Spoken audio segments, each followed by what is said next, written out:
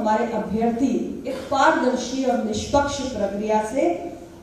कम समय में चयनित किए गए हैं और उन सभी को ये नियुक्ति पत्र प्रदान किए जा रहे हैं। आज के इस अवसर पर मैं आप सभी युवाओं को यही कहना चाहती हूँ कि भारत आज अपनी युवा शक्ति पर गौरव करता है।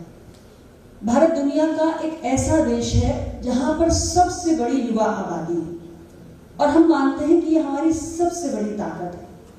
जब देश के लिए हम बड़े बड़े सपने देखते हैं, बड़ी बड़ी कल्पनाएं रचते हैं कि हम आत्मनिर्भर भारत का सृजन करेंगे, हम विकसित भारत का निर्माण करेंगे, तो कहीं ना कहीं इसके कोर में हमारी युवा शक्ति है जिस पर हमें बहुत भरोसा है।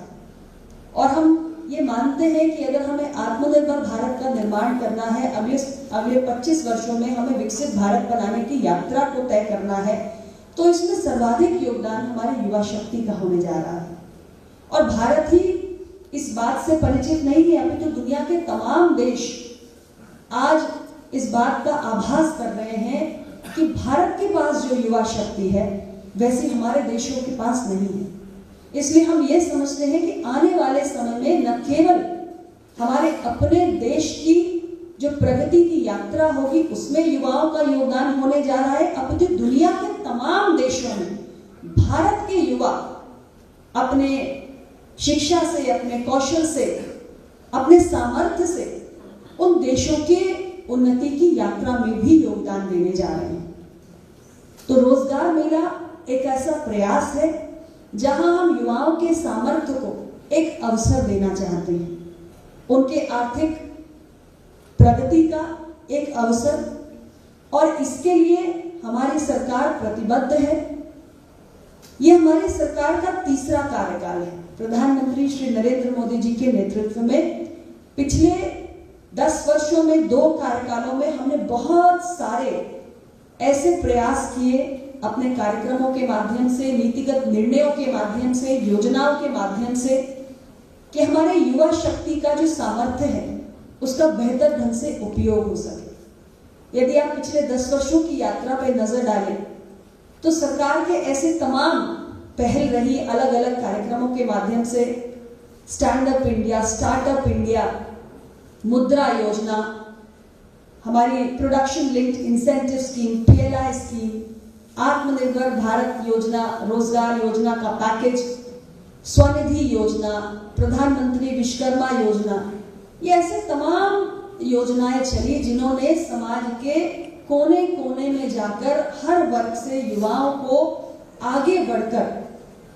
स्वावलंबन की अपनी यात्रा को तय करने का अवसर दिया है। और ये जितनी भी योजनाएं हमने चलाई, जब हम इन योजनाओं की समीक्षा करते हैं तो हम देखते हैं कि कितने बड़े पैमाने पर रोजगार और स्वरोजगार के अवसरों का निर्माण इसके माध्यम से हो पाया है। मैं एक उदाहरण स्टार्टअप इंडिया का देना चाहती हूँ आपको, कि जब 2014 से पहले हम स्टार्टअप की प्रगति की समीक्षा करते थे तो देश में कुछ 100 स्टार्टअप्स हुआ करते थे, कुछ 200-300 स्टार्टअप्स हुआ करते थे। लेकिन 2014 में हमारी सरकार आई, 2016 से हमने स्टार्टअप्स को बढ़ावा देना शुरू किया, इस सोच के साथ कि युवा केवल नौकरी मांगने वाले नहीं बल्कि नौकरी देने वाले भी बन सके। और छोटे बड़े मंझोले स्तर के शहरों से निकलकर आप जैसे तमाम युवा आगे आए, उन्हें स्टार्टअप की इस यात्रा को आगे बढ़ाया और महज कुछ ही वर्षों में जिस देश के अंदर कुछ 100 स्टार्टअप्स हुआ करते थे वो आज दुनिया का तीसरा सबसे बड़ा स्टार्टअप इकोसिस्टम बन चुका है। और हमारे युवा आज हर क्षेत्र में स्टार्टअप्स बना रहे हैं, यानी स्पेस के क्षेत्र में भी स्टार्टअप्स हैं तो मेडिकल टेक्नोलॉजी के क्षेत्र में भी स्टार्टअप्स हैं। ऐसा कोई भी सेक्टर नहीं बचा है जहां पर देश के युवा आज किसी स्टार्टअप को खड़ा करके किसी ऐसी समस्या का समाधान नहीं निकाल पा रहे हैं। बहुत सारे हमारे पास उदाहरण हैं और स्टार्टअप की जर्नी यूनिकॉर्न्स तक पहुंच गई, यानी आज यूनिकॉर्न्स भी बन रहे हैं और आने वाले समय में हमें पूरा विश्वास है कि हमारे यही युवा जिन्होंने यूनिकॉर्न्स बना के खड़े किए हैं वो डेकाकॉर्न बनाने की यात्रा भी तय करेंगे। तो ये एक अकेला स्टार्टअप का मूवमेंट है। हम पीएलआई स्कीम लेकर आए, प्रोडक्शन लिंक्ड इंसेंटिव स्कीम सरकार इसलिए लेकर आई कि भारत की जिन भी क्षेत्रों में आयात पर निर्भरता हो, इंपोर्ट डिपेंडेंस हो, उसे हमें कम करना है। क्योंकि कोविड पैंडेमिक जब आई तो हमारे लिए बहुत बड़ा सबक लेकर आई। जब ग्लोबल सप्लाई चेन्स का डिस्ट्रप्शन हुआ तो हमने ये एहसास किया, और अभी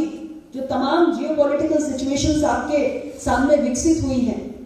चाहे इजराइल हमास के वॉर को लेकर हो या रशिया यूक्रेन के बीच में जो एक लंबे समय से वॉर की परिस्थितियां बनी हुई है, ये तमाम एक नया जियोपॉलिटिकल ऑर्डर जो विकसित हो रहा है, उसमें हमने एहसास किया कि भारत को आत्मनिर्भर होने की आवश्यकता है।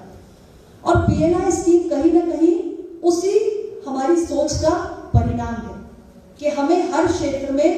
अपनी जो आत्मनिर्भरता है उसको बढ़ाना है, यानी इंपोर्ट डिपेंडेंस हमारी कम हो और भारत के अंदर हम अधिक से अधिक डोमेस्टिक मैन्युफैक्चरिंग को बढ़ावा दे सकें। और ऐसे 14 सनराइज सेक्टर्स हैं जिसमें सरकार ने पीएलआई स्कीम को लागू किया है, और बेहतर ढंग से उन सारे सेक्टर्स में हम पीएलआई स्कीम के माध्यम से डोमेस्टिक मैन्युफैक्चरिंग को धीरे धीरे बढ़ाते हुए अपनी इंपोर्ट डिपेंडेंस को कम कर रहे हैं। ऐसा एक क्षेत्र मेडिकल टेक्नोलॉजी का भी है। धीरे धीरे हमारे जो मेडिकल टेक्नोलॉजी का सेक्टर है, इस स्कीम के माध्यम से भी आज हम उस दिशा में तेजी से आगे बढ़ रहे हैं कि आने वाले समय में हम मेडिकल टेक्नोलॉजी का एक पावर हाउस बन सकें। फार्मा के जगत में दुनिया में कहा जाता है कि भारत जो है वो फार्मेसी ऑफ द वर्ल्ड है। हम सबसे ज्यादा जेनेरिक मेडिसिन प्रोड्यूस करते हैं, पूरी दुनिया को सप्लाई करते हैं। WHO के बहुत सारे वैक्सीन की पूर्ति हम करते हैं। तो फार्मा के साथ साथ हम एक फार्मा पावर हाउस बने, हम एक मेडिकल टेक्नोलॉजी पावर हाउस बने। ये सारे जो इनिशिएटिव्स हैं, ये भारत सरकार लगातार इसको बल देने में लगी हुई है। और इसी के साथ हम और भी बहुत सारे कार्यक्रम, बहुत सारी योजनाएं हमारी सरकार समय समय पर लेकर आई, जिसका एक उदाहरण आज अगर मैं ग्रास रूट लेवल पे बात करूं, जमीनी स्तर पे बात करूं, तो जो हमारी महिलाएं हैं उनके सशक्तिकरण के लिए भी भारत सरकार ने ऐसी योजनाएं बनाई। देश के अंदर हम जो हमारी महिलाएं हैं वो कैसे इनकम अपनी जनरेट करें, वो कैसे आर्थिक रूप से स्वावलंबी बने, इसके लिए बहुत ही जमीनी स्तर पे भारत सरकार ने करोड़ों महिलाओं को सेल्फ हेल्प ग्रुप्स, जो स्वयं सहायता समूह, ऐसा नहीं है कि ये कोई नया कॉन्सेप्ट है स्वयं सहायता समूह का। स्वयं सहायता समूह पहले भी थे, लेकिन पहले और आज के स्केल और स्पीड में अगर आप अंतर देखें, आप देखें कि हमने कितने बड़े पैमाने पर उसका विस्तार किया है, तब आपको सोच का अंतर समझ में आता है। 10 करोड़ महिलाएं स्वयं सहायता समूह से जुड़ी हुई हैं, और ये महिलाएं आज कम से कम साल भर में ग्रामीण स्तर पर जो बिल्कुल निम्न इनकम ग्रुप से आने वाली महिलाएं हैं, उनके पास भी कम से